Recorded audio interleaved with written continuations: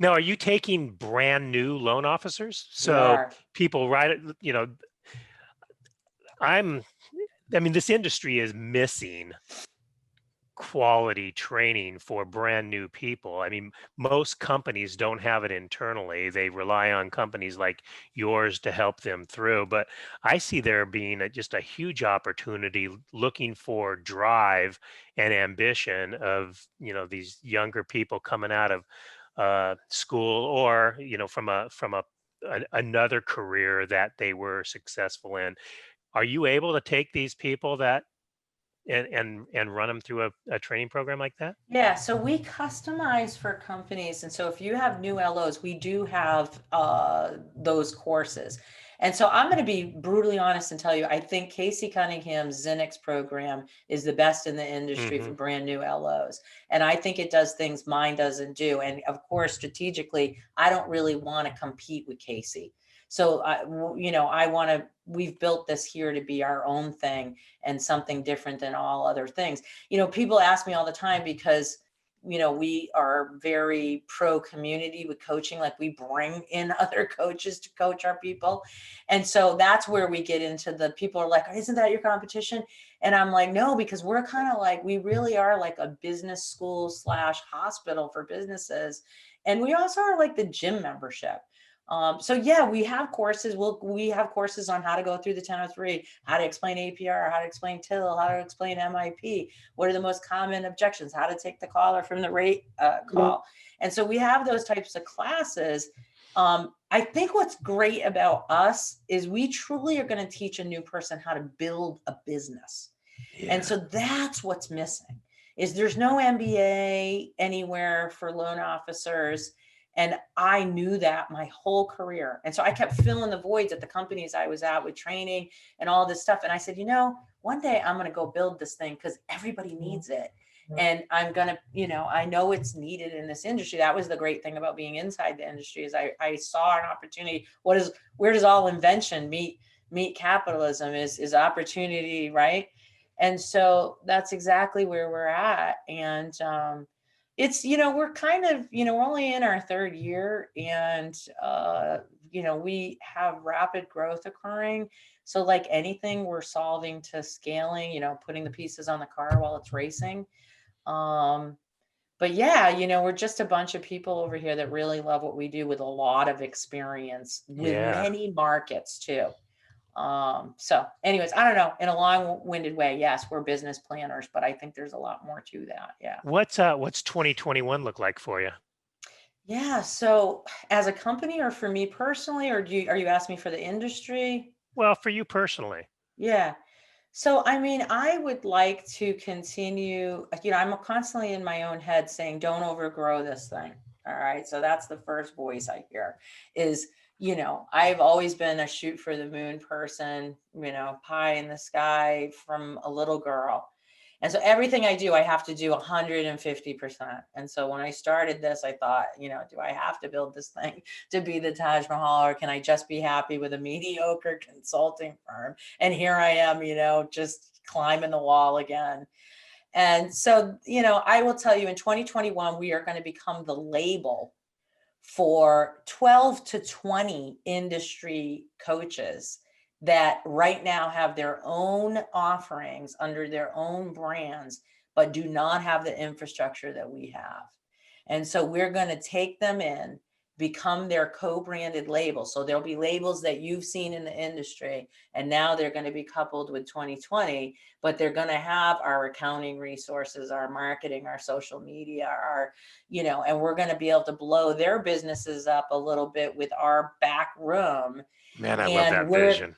we're going to take, a percentage to the house. They'll get the lion's share of the profit because they're delivering those services, but it just becomes another revenue stream. So everything you see already now, and then plus that, we're also going to be launching a mentor program. We have a master's division, which is really unique. It's modern marketing. And so the people in masters are working on podcasts, their image, they're writing in columns in our 2 magazines that we've created this year, the Vision and Women with Vision magazine. And they're writing over there because it's hard, you know, my whole thing is I tried to become a columnist for years and I had no real writing experience at some point. And I got rejected. When I wrote my first book and it became a bestseller, then the magazines in the industry said, okay, now you can write. And I said, great. And so I began to write for National Mortgage Professional Magazine and for Mortgage Women's Magazine. And I still do. And it's great. But I know that to get professionals to that next level where they're getting writing, which is very personal development, I needed to create more space. So just like creating a consulting firm, I said, we're just going to create 2 magazines. And so a nice little department of 6 people with some real magazine editorial experience. And the 2 magazines came to life. Perfect timing with the pandemic this year because those are virtual Yeah. vehicles. And so now the master students are writing. Some of them are writing books under 2020 press, which we have 6 best-selling books now that have come out through our writing coaches. We have writing coaches on staff. And so even if they're writing in other magazines, we have a staff that's editing their work. So we're just lending value to their voices and we're making them what we consider modern masters at their marketing in a different way by creating the Wow. example. We have an annual event, for instance, and we have a national award for women. And so let's say this year 70 women won that award. Well, that's 70 people from my firm that I can give an opportunity to go up on stage and practice their speaking skills by announcing the award of that woman from stage. And they get their first up on a podium in front of a large convention opportunity. And so I'm just trying to create the actual plays, not just tell them we're going to talk about running these plays. Like I actually want to get them on the field and have them get some of these things up underneath them. I'm seeing it work. They're getting the exposure in the industry they want. They're becoming writers for other magazines. Their books are selling. They're starting to grab market share.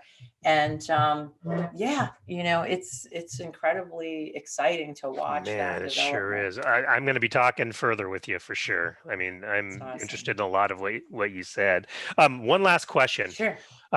So with the ambition and the drive and these big, hairy, audacious goals, and I know you're all about accountability, how do you also be a mom?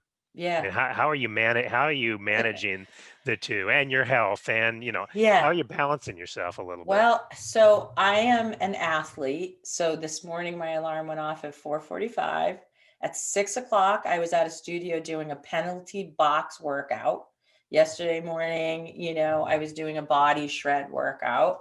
So I'm not afraid to tell you that I make huge deposits in my athleticism and my personal health. I have a very high energy, manic type personality without sounding crazy, just very high energy. I probably sleep like 6, 7 hours. You'd have to strap me to the bed beyond that to get more time, just the way my brain works. I have a 14-year-old. Jagger is my son's name. And he came at the worst time in my career. I was just promoted to senior vice president and I beat 8 guys out for this job at H&R Block. And I found out I was pregnant and I felt like I needed to tell the people that promoted me that was happening. And of course they were like, well, that's okay, even if it wasn't okay. And so the first challenge was traveling, as a senior vice president. I actually flew 34 trips in my 40 weeks pregnancy. And it was hard. It was really hard. I had 2 choices that year, either quit the job I had tried to get or find the way. What did that mean? What did that look like? Well, it looked like packing light because I couldn't carry big suitcases in the end. It meant not going to dinner at the end of a branch inspection because I needed to go to bed. And I'm that way today. People don't ever notice that I'm not on social media during the day.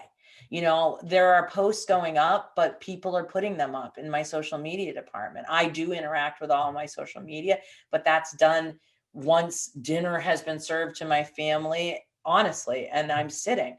I never don't make dinner. So dinner's put on the table 6:37 p.m. My son will tell you one day, I always fed him dinner every single night. I drive him to school. I pick him up from school. And so, I've never had a nanny. I just am present. My whole world is scheduled around him. And so there's pockets that just open up that I protect. I don't take sales calls in the car when he's in the car. I'll take him on the ride home from school, but not on the way to school. I'll do them on the way to school to pick him up, but not on the ride home, because I know that the most vital 30 minutes of his day is when he steps into my car to Yeah. tell me how his day was. And my number one responsibility in the world is him. And so, it's a balance. How do I do it? I actually constantly say, we are working to live. We are not living to work. So when you come here, you can have crazy millionaire goals that you're going to get. We have lots and lots of millionaires here. And I think you can get them without sacrificing your family I if you do too. stack the bricks the right way. But you have to have protection in areas. I have I have places you cannot impose yourself into my schedule, Yeah, and I guard you're it with my very life. disciplined. I mean, that's the way with I put my health on the calendar first, Yep. whether it's gym time or Eating. cycling, eating, meal prep, like that goes on the calendar first. Then my key relationships, my wife and Mhm. um, good friends, my parents, I put them on the calendar, and then I build the business around those things. And because at the end of the day, once you define the most important things, y- I mean, if you don't have your health and you don't have your key relationships taken care of, Yep. you have no business really. It ends up Yeah, and I'll failing. say this just to be really keeping with what I started with and being real. In my lifetime, I've suffered clinical depression twice, kind of snuck in sideways. It's in my books, it's very public. And it happens. Like, we want the best for our lives. I think we wake up with great intentions. All human beings do. Some of us have really fine-tuned plans. Some of us have made big mistakes we've learned from. I've Yeah. studied the neuroscience with Barbara L. Fredericks, a doctor out of North Carolina that I now teach, called The Power of Positivity. And it's based on actual, like, how do we get out of the fight or flight mode, which is your negative spectrum, and into the broaden and build zone. And none of us are impervious to the bad side of life. You lost your wife, that pushed you probably straight into that zone. That is a mindset zone. We can only take ourselves out of it when whatever pain or illness we're feeling dissipates somewhat and allows us to come back to a positive space. So I'm not a robot. I make mistakes, and my staff makes Sure. mistakes. I would just tell you that preparedness is extremely big. What is the life you want to live? I just took a 4-day break. We pre-announced before we left. We put up a funny meme of a turkey, of a dog holding a sign that said, "Don't feed the dog, we'll be right back." And we told everyone 10 days in advance, 2020 will be closed from 2 o'clock on Wednesday, so that we can enjoy our families the way we want you to. We have a hotline desk here for emergencies. It's always manned. So we had a couple people, everybody rotated shifts. So we did have maybe, honestly, 20 questions came in during the 4 days that we were shut down. We answered them all in a timely manner so that nobody was left with anything. And so it's just, but we prepared for that intersection. We prepared for, we knew what Monday morning was going to be like, coming back. So I just want everyone to know, like, you just have to prepare. You have to make deposits. I choose who I hang with. I choose who I run with. I choose what I read, what I watch. I won't watch a movie that has, lots and lots and lots of violence and all of these things that I don't think I need to see. That sounds weird, but like, if I'm going to spend 2 hours sitting, inspire me. Like, if I'm going to spend Mhm. an hour reading, teach me. I want to, and I devour all of those things. And that's what I put out. Everybody says, well, why do you put out all these, memes, these positive memes? And do you think that's the way to business? And I'm like, yes, Yes. because when I'm doing it for you or for the audience and I select everything that's put out, then it's making me think about those positive Mhm. things as well. So I don't have a perfect life. I just have the desire to stretch and reach and help people that want to stretch and reach, and really just create the organization out of the chaos of our lives if we I can. absolutely love it. And you picked the name 2020 before this Yeah. 2020 chaos. How's that worked out? It's funny. We just made our Christmas card and we thought we'd make a joke about it because, of course, we thought I picked the name 2006. I actually got the domain for the website in 2006, 2020 Vision for Success Coaching. True story. Didn't come to life till 2017. Didn't foresee 2020 the year. But somewhere around 2019, I was like, oh, this is wicked cool. Like it's leaning into our brand. Well, when pandemic hit, I was like, this is not cool. Like this is taking away. So this year's Christmas card says 2020, a remarkable year. And it has a picture of our logo sitting in a snowbank with a Santa Claus hat. And of course, the glasses already are like our eyes. And underneath it, it says, seeing you through all kinds of weather. I love that. Wow. Yeah.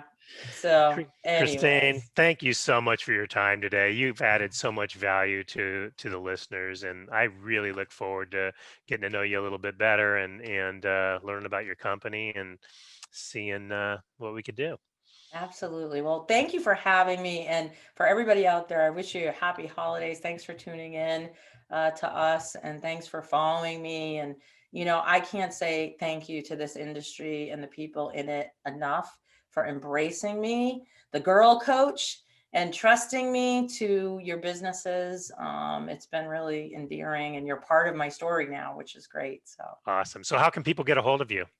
So anyone can email me at Christine@visionyoursuccess.net, but you can also visit my website, which is visionyoursuccess.net.